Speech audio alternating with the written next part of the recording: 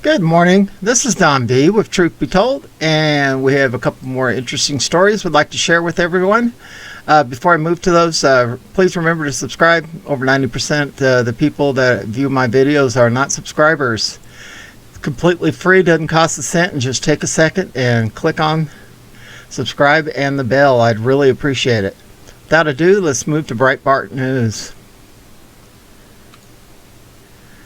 Rand Paul, I will be seeking a criminal referral against Fauci for lying to Congress. Let's go ahead and take a listen to this. Here with more, Kentucky Senator and also medical doctor Rand Paul. Senator, thanks for being with us. Appreciate it. Look, I want to go to the heart of this. You read gain of function, what the NIH definition is. And, you know, you take an animal virus, you increase transmissibility to humans, and that's gain of function. He denied that's gain of function, but that's what his own NIH defines as gain of function. Help me out with that. I think the reasoning behind him being so resistant, so livid, and so full of ad hominem is he realizes that once the public realizes that the NIH under his leadership funded the Wuhan lab, that is beyond question they did, the NIH funded the lab, but once the public figures out that they were doing very, very dangerous research there, gain of function research, taking animal viruses and making them more transmissible into humans, once everybody puts this together, he realizes where the blame's going to attach. He has at least tangential responsibility. If this came from the lab that he was funding, my goodness, can you imagine the moral culpability that the man has? But you also have to place this in context. Since 2012, he has said repeatedly that yes, an accident can happen, but the research is worth it. Even if an accident were to cause a worldwide pandemic, the research is worth it. That judgment call is something that most Americans or people who have family members of the 4 million people who died would say, you know what, maybe that research isn't working if this contagion actually came out of a lab where they're doing this research. They also do this research in the United States. They do it in Galveston and in North Carolina. So this is a big debate, not just over blame, but over whether or not this could happen again in the United States. You have had a chance, as I have, to read the emails that were released from Dr. Fauci.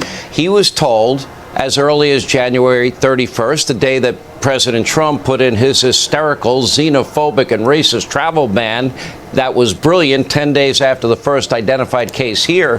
But in that email, he was told it looked like a specific genome had been manipulated in a lab. What did the emails tell you? Then there was the back and forth. They seemed very nervous to me. It read like a very nervous Dr. Fauci, worried about possible monies from the NIH funding this. He actually is discussing this. Realize that these emails are frantic, going back and forth. At 2 o'clock in the morning, he's still sending emails out. The first email he sends to his assistant is one of these research papers with Dr. Shi from the Wuhan Institute that is gain of function. His assistant responds, oh my goodness, this is gain of function research. It's like, oh no, they've discovered that this is going on and we might have funded the origin of this virus. So immediately they're circling the wagons. They're having urgent meetings. Meet with me immediately, he says to his assistant. Read this paper, which is a gain of function paper. He was alarmed, but then to his boss, he's putting on a different front and he's saying everything's okay. It looks like there's no chance it came from the lab. Meanwhile, a virologist is sending him an email saying, 4 of us agree this looks like a virus that was manipulated in a lab. So yes, from the very beginning, I think he was covering up because he realized that there would be a great deal of culpability, of blame attached to him if a lab that he was funding through the NIH turned out to be the source of a pandemic that caused 4 million people to die. Well, clearly, Dr. Fauci's been involved in this, and he knows exactly what he's done, and he only cares now because his neck is on the line. Wait till the military tribunals for Fauci. Woo! We'll take that on, too. All right, let's read the report here. Tuesday, Senator Rand Paul, Republican in Kentucky, told Fox News Channel, Sean Hannity, that he would be seeking criminal action against the National Institutes of Allergy and Infectious Diseases Director, Dr. Anthony Fauci, for lying to Congress about his connection to green lighting research at the Wuhan Institute of Virology. The Kentucky Republican lawmaker said Fauci should be punished.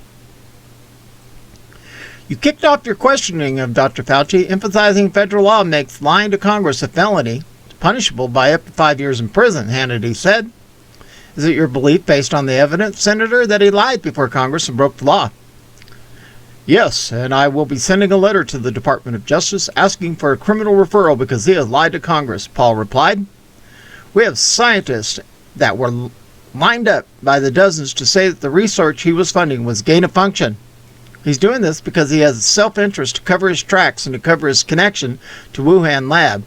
Now, does he deserve all the blame? No, there's still some conjecture as to whether or not it came from the lab, but he's lying about whether or not he funded gain-of-function research, and yes, he should be punished. I agree.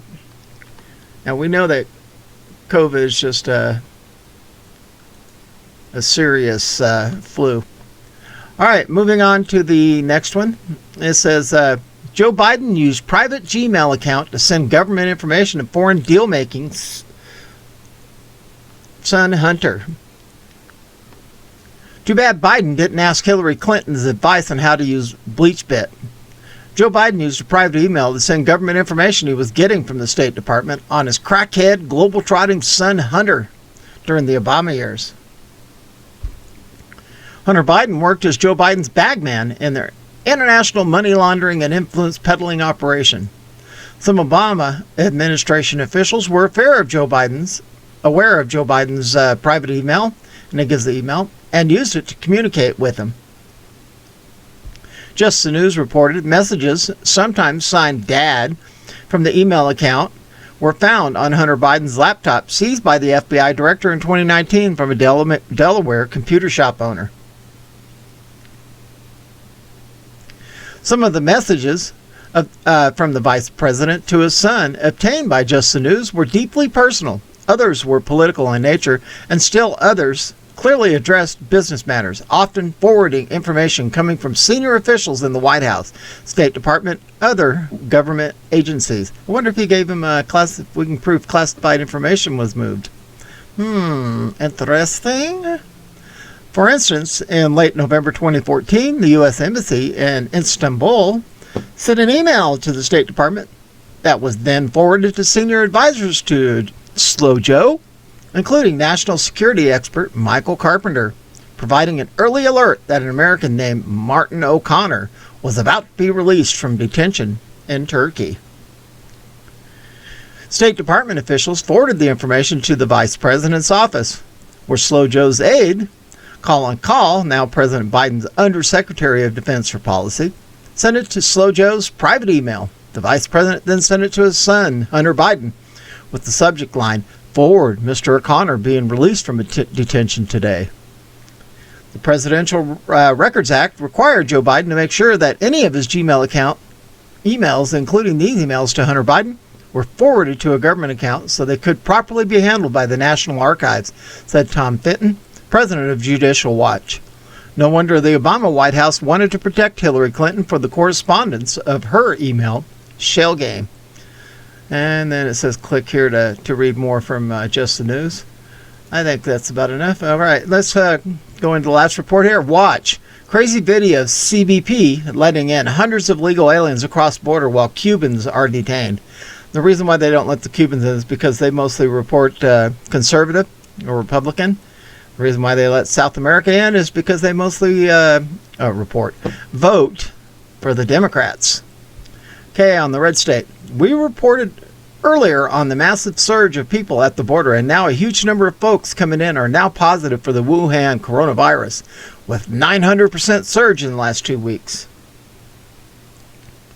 You can see from these stunning videos from Fox's LA, Bill Malugan, with people at the gates. How crazy it is. Hundreds just showing up, demanding to be let in. The kicker? Most of them were just let in. First, the CBP seems to be letting in the families.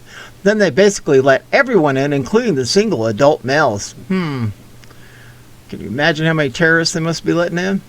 This new getting a bit of hectic here in Del Rio. Massive group of 300 plus immigrants wants to be let in the U.S. Some migrant families being let through, but adult men have to force their way through the gate. BP and troopers have to yell at them to get back.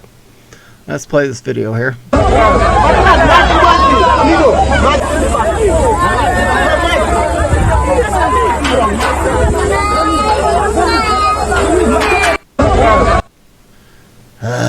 And the next one, a large majority of the migrants, including single adult men, have been led into the United States and taken into custody.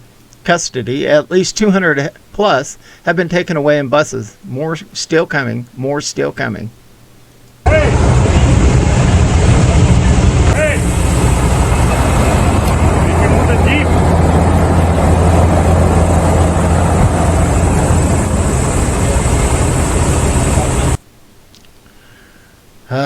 Another video from earlier. A Border Patrol agent told me this was the biggest single group he's ever seen in Del Rio, and that they're glad troopers from Florida and Nebraska were there to help man the gate, with Texas troopers almost all ended up being let into the U.S.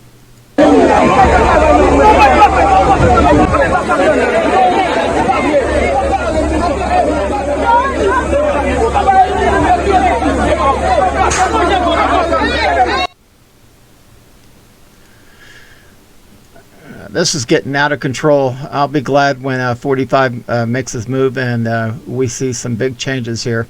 I guarantee they'll be lining them boys up and sending them straight back where they came from. At any rate, this is Don V with Truth Be Told. Hope you enjoyed this report, and we are out of here.